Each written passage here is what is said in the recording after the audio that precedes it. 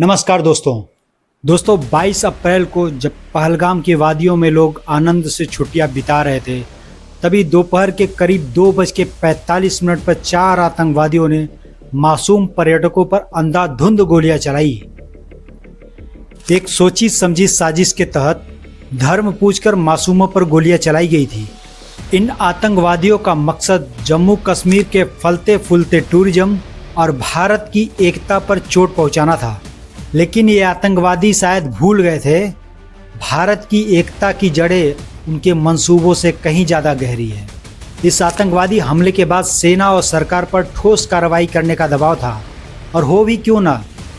जब जब इस देश की एकता और अखंडता पर पाकिस्तान ने नज़रें गड़ाई हैं, इस देश के हर नागरिक के दिल में प्रतिशोध की ज्वाला जल उठी है।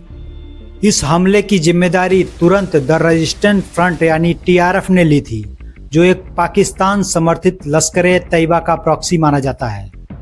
सरकार ने भी बिना देरी किए इंडस वाटर ट्रीटी को तुरंत प्रभाव से निलंबित कर दिया और पाकिस्तान पासपोर्ट धारकों का वीज़ा रद्द कर दिया।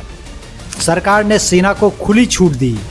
टाइम और प्लेस का निर्धारण सरकार ने सेना के ऊपर छोड़ दिया। जिस कायराना तरीके से पाकिस्तान ने आम पर्यटकों पर हमले करवाए थे, समय था उसको उसी की जबान में जवाब देने का। जैसे आतंकवादियों ने धर्म पूछकर केवल पुरुषों को निशाना बनाया था और भारत की बहन और माताओं के सिंदूर उजाड़े थे, उसका जवाब ऑपरेशन सिंदूर के जरिए दिया गया। पाकिस्तान के पूरे एयर डिफेंस सिस्टम को भारतीय सेना ने निस्ते नाबूद कर दिया। पाकिस्तान के टेरर लॉन्च पैड को भी जमींदोज कर दिया गया। 30 अप्रैल को ही करीब 48 घंटे के ऑपरेशन के बाद सेना को बड़ी कामयाबी मिली। सेना ने हाशिम मूसा, जो पहलगाम आतंकी हमले का मास्टरमाइंड था, और अबू अमर, एक पाकिस्तानी इन्फ्लिट्रेटर, फयाज लोन, एक लोकल हाइब्रिड आतंकवादी, और 2 विदेशी फंडर्स को न्यूट्रलाइज कर दिया। संदेश साफ था, ऑपरेशन सिंदूर सिर्फ एक जवाबी कार्रवाई नहीं था, बल्कि यह एक चेतावनी था। भारत अब आतंकवाद पर डिफेंसिव नहीं ऑफेंसिव रहेगा, यानी हर हमले का जवाब पाकिस्तान को उसके ही जवान में मिलेगा।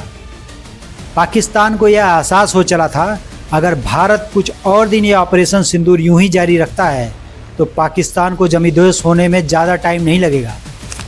पाकिस्तान के DGMO ने भारत के DGMO से 12 मई को हॉटलाइन पर बात की और भारत की तरफ से की जाने वाली कार्रवाई को रोकने की अपील की। इसके बाद आपसी सहमति के बाद भारत ने अपनी एयर स्ट्राइक रोक दी। दोस्तों, भारत सरकार ने कई मंचों पर पहले ही कह दिया है कि ऑपरेशन सिंदूर अभी समाप्त नहीं हुआ है।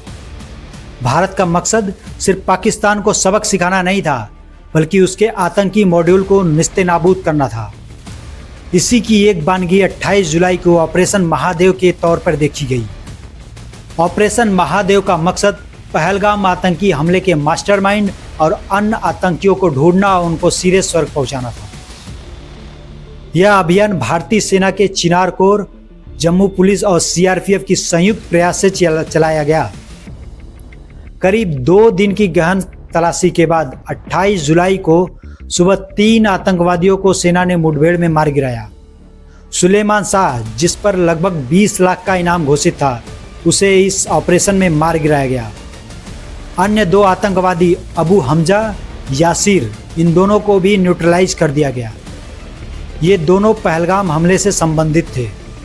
ऑपरेशन महादेव न केवल पहलगाम हमले का बदला था, बल्कि यह सुरक्षा एजेंसियों की सुनियोजित कार्रवाई, हाई टेक्नोलॉजिकल सर्विलांस और साझा संचालन की क्षमता को भी प्रदर्शित करना है। इस अभियान ने आतंकी नेटवर्क को तहस-नहस कर दिया और घाटी में आगे किसी भी हमले की आशंका को कम कर दिया।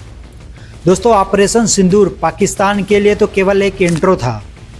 ऑपरेशन महादेव आतंकियों के लिए इंटरवल है। अगर पाकिस्तान या उसके पाले हुए आतंकवादी अगर आगे कोई हिमाकत दिखाते हैं तो उन्हें यह याद रखना चाहिए कि पिक्चर अभी बाकी है। दोस्तों, सेना और सरकार की इस कार्रवाई को आप कैसे देखते हैं, कमेंट बॉक्स में ज़रूर बताएं।